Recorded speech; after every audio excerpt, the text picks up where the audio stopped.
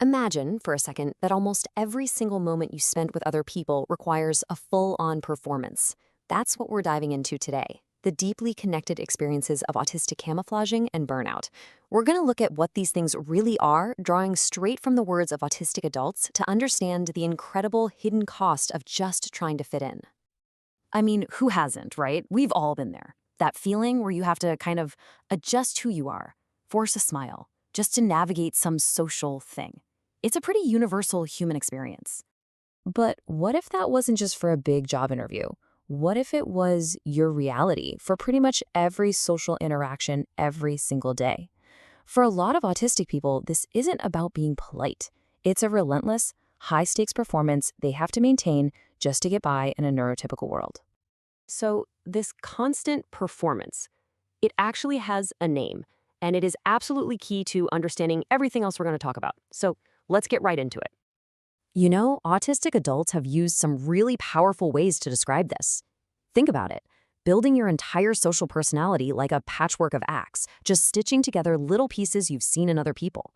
Or the feeling of wearing an invisible mask all the time, separating the real you from the person the world sees. So when you boil it all down, camouflaging, you'll also hear it called masking, is all about hiding your natural autistic traits. This could be anything from forcing yourself to make eye contact even when it's painful, to copying the social cues of others, or even stopping yourself from making repetitive movements that are actually self-soothing. It's a survival tactic, plain and simple.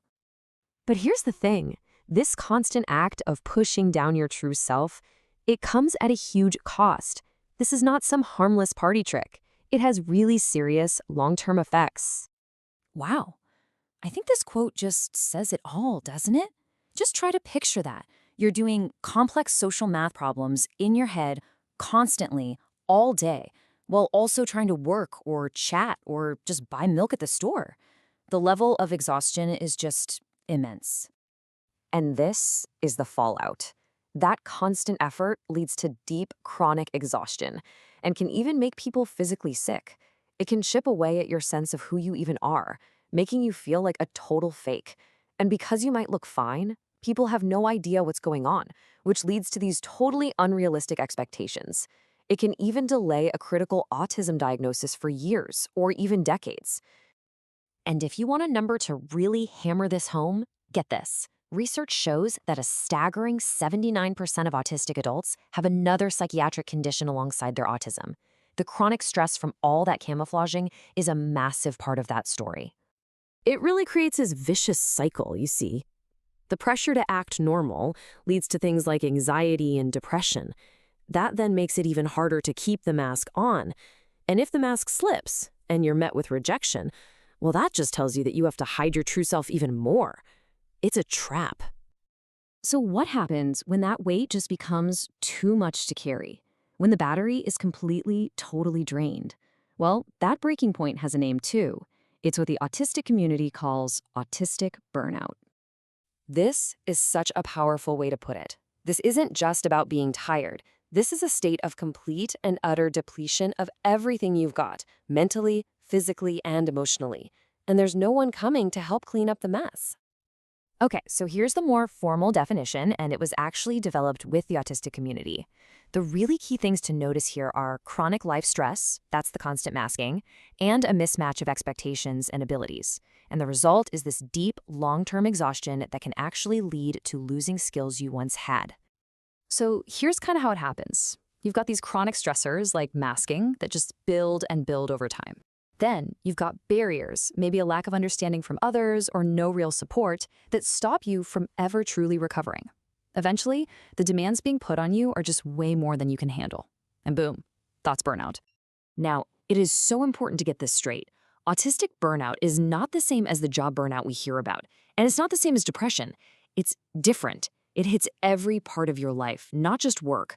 A huge tell is the loss of skills, like losing the ability to speak or manage basic self-care. And the path to getting better is different too. It's about radically reducing the demands on you and creating an environment of acceptance.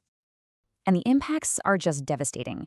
People in burnout can lose their jobs, their ability to live independently, their friendships. And what's truly terrifying is the strong link researchers have found between autistic burnout and an increase in suicidal thoughts. This is a genuine crisis state. So, after hearing all that, the big question is, what helps? How do you recover? And maybe even more importantly, how can we stop this from happening to begin with? I love this quote because it really shows a major turning point. You know, getting a diagnosis isn't just about getting a label. For many, it's permission. Permission to finally understand themselves and to stop trying so hard to be someone they're not. It reframes everything, and that can be so empowering. The key to recovery isn't about pushing harder, it's about pulling back. It's about accepting who you are, taking real time off with way fewer expectations, and finding safe places and people where you can finally take off the mask. That's the real medicine. And really, this is the most important point of all. The answer isn't for autistic people to get better at pretending. The real solution is for all of us, for society to become more understanding, more accommodating, and more accepting so that no one has to hide who they are just to survive.